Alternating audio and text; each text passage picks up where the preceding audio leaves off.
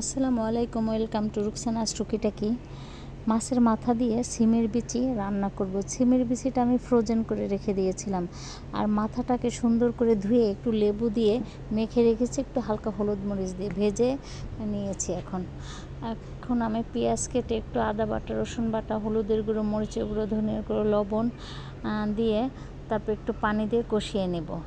যেহেতু সিমের বিচি এই মশলার ভিতর কষাবো, আমি সিমের বিচিটা আগে কেউ ভাপ দিয়ে পানিটা ফেলে দিয়ে ঝেড়ে দিয়েছি মশলা কষা, আবার এটার ভিতর দিয়ে মশলা দিয়ে কষাচ্ছি।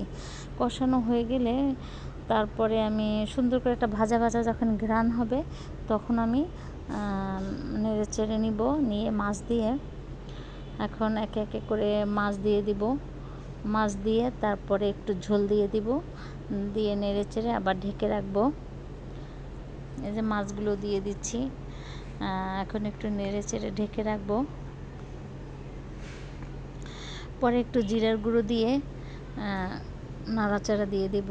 জিরের গুঁড়ো হয়েছে ভাজা জিরের গুঁড়ো, এই যে ভাজা জিরের গুঁড়ো দিয়েছি, একটু কাঁচামরিচ ফালি দিয়েছি। এখন হয়ে গেছে রান্না, সিম সিদ্ধ হয়ে গেছে। এখন আমি তুলে ফেলবো। জিরের গুঁড়ো দিচ্ছি, জিরের গুঁড়ো দিয়ে তুলে ফেলতেছি। তারপরে এই যে ডেকোরেশন করতেছি একটু। খেতে কিন্তু ভালোই লাগে। সিমের বেশি সিজন ছাড়া এমনিতেও ফ্রোজেন করে